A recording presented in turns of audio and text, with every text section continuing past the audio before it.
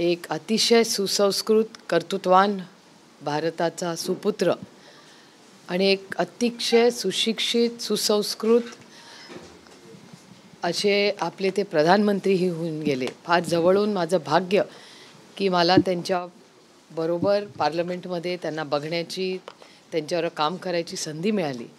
आणि कुठल्याही विषयावर एक नेता आणि विरोधी पक्ष यांचं एका सशक्त लोकशाहीमध्ये कसं नातं असावं हे मी फार जवळून त्या काळातल्या भारतीय जनता पक्ष आणि काँग्रेस पक्ष आणि UPAचा पाहिला.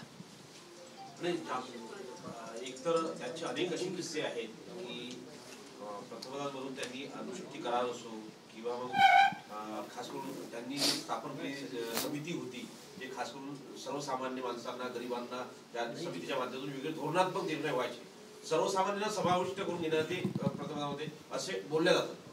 हे अर्थातच एक अतिशय उत्तम अर्थतज्ञ आणि भारतात मोठी क्रांती आणि बदल त्यांनी जे घडवले हे भारताचा एक मोठा टर्निंग पॉईंट म्हणूनच जेव्हा जेव्हा भारताचा इतिहास लिहिला जाईल त्याच्यामध्ये मनमोहन सिंग साहेबांचं नाव हे सुवर्ण अक्षरातच लिहिलं जाईल.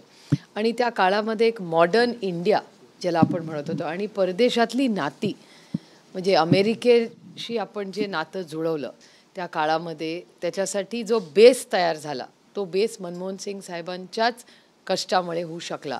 त्यानंतर डॉक्टर अनिल काकोडकर साहेबांचे आणि मनमोहन सिंग साहेबांचे अतिशय जवळचे संबंध आणि त्यानंतर जो US अग्रीमेंट आपण ते अमेरिकेबरोबर केलं त्यामध्ये काकोडकर साहेबांचं मनमोहन सिंग साहेबांचं जे नातं होतं प्रेसिडेंट अमेरिकेबद्दल की एक विश्वासाचं नातं पण त्याच्यात प्रेमही होतं. ते फक्त ट्रान्झॅक्शन नव्हतं दोन देशांचं, ते प्रत्येक त्या मीटिंगमधल्या फोटोमध्ये चर्चेमध्ये आपल्याला सगळ्यांना दिसलं.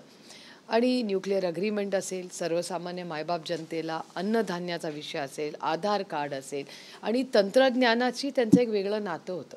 आज जे टेक्नॉलॉजीमध्ये जे बदल झालेले आहेत त्याची सुरुवात मग GST असेल किंवा आधार कार्ड असेल, हे सगळे जे त्या काळातले बदल way ahead of his time हे मनमोहन सिंग साहेबांच्या काळात झाले.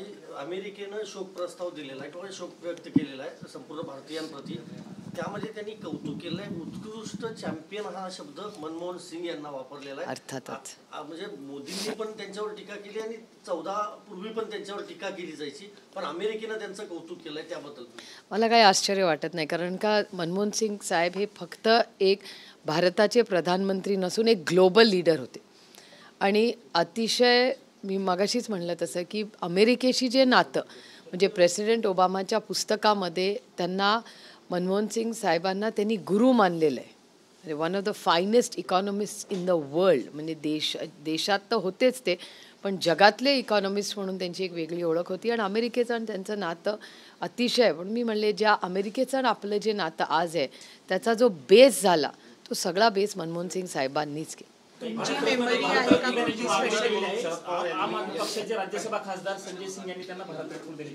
हो अर्थातच, म्हणजे तो रत्नच आहे, काही वादच नाही त्याच्यात. केंद्रीय कृषी मंत्री म्हणून शरद पवार यांनी त्यांच्या मंत्रिमंडळात मोठं काम केलंय, त्यावेळेस देखील आपण इथे होता. काही व्यक्तिगत अनुभव आपल्याला भावना नाही, मला असं वाटतं की एक तर कॅबिनेटमध्ये आदरणीय पवारसाहेब आणि मनमोहन सिंग साहेबांचं एक वेगळी केमिस्ट्री होती.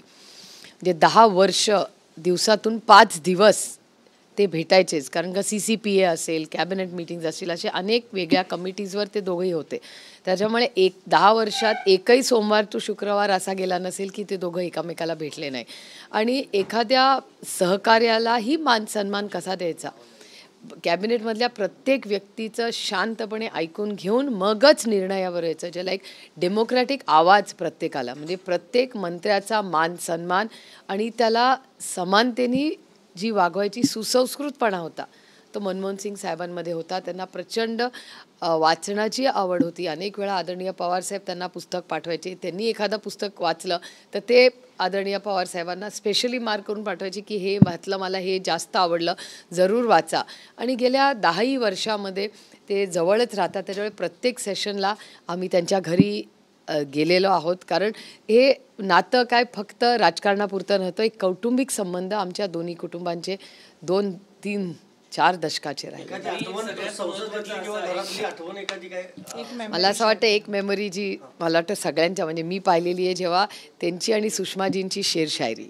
मला नाही वाटत आम्ही कधीही तो दिवस विसरू की म्हणजे मला दुःख एकाच गोष्टीचं होतं की प्रणबदा, मनमोहन सिंग साहेब, सुषमाजी आणि अरुणजी यांची भाषणं आणि एकामेकावर अतिशय सुसंस्कृतपणाने केलेली टीकाही, पण त्या टीकेमध्ये एक नात्यांचा ओलावा होता आणि एकामेकाचा बद्दल प्रेम आणि आदर होता.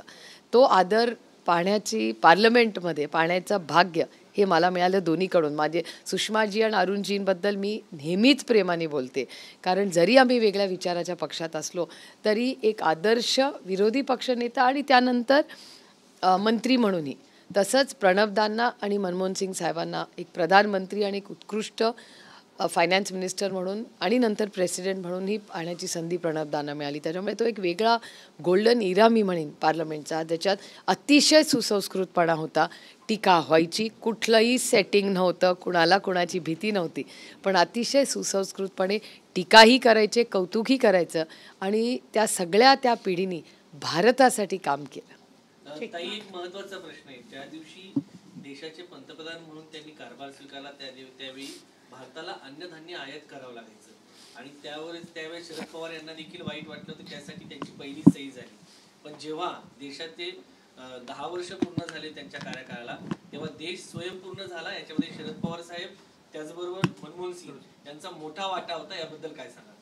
नाही, मनमोहन सिंग साहेबांनी आदरणीय पवार साहेबांना काम करताना ज्याला आपण कंप्लीट फ्री हँड दिला होता. त्यांनी कधीही, मला आठवत नाही की 10 वर्षात असा कधी दिवस आला की पवारसाहेब घरी आले आणि त्यांना वेदना झाल्या की आज कॅबिनेटमध्ये असं कधीच झालं नाही.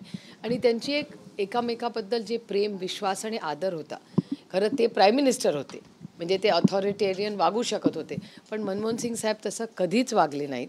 आणि त्यांनी प्रत्येक कॉलिगचा, म्हणजे पवारसाहेबांचा आणि बाकी सगळ्याच सहकाऱ्यांचा नेहमी आदर, सन्मानच केला. आणि त्यांची सगळ्यात मोठी ताकद होती की ते खूप व्यवस्थितपणे, he was a very good listener. त्याच्यामुळे त्यांच्याकडे गेलं की कमीत कमी शब्दात आपण जास्तीत जास्त किती सांगू शकू ही एक मोठी कसोटी असायची, कारण का ते खूप कमी बोलायचे आणि कितीही ते कोणीही त्यांच्याकडे गेलं की ऐकून घ्यायची खूप मोठी ताकद होती त्यांची. त्यांना अर्थतज्ञ म्हणून संपूर्ण जग ओळखतं, पण एक पंतप्रधान म्हणून ते कसे होते?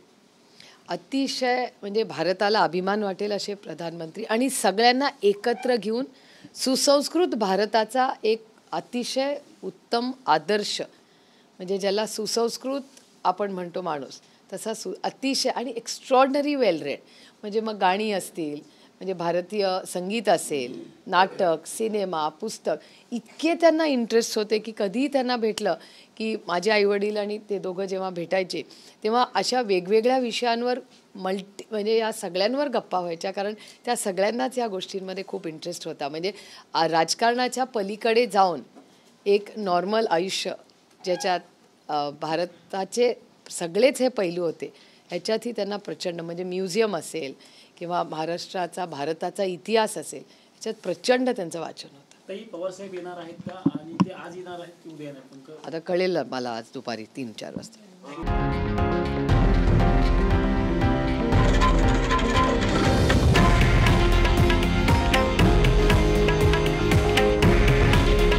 हे आहे देशातील नंबर 1 न्यूज नेटवर्क आणि आपण पाहत आहात TV9 मराठी. काळजी तुमची, हित महाराष्ट्राचं.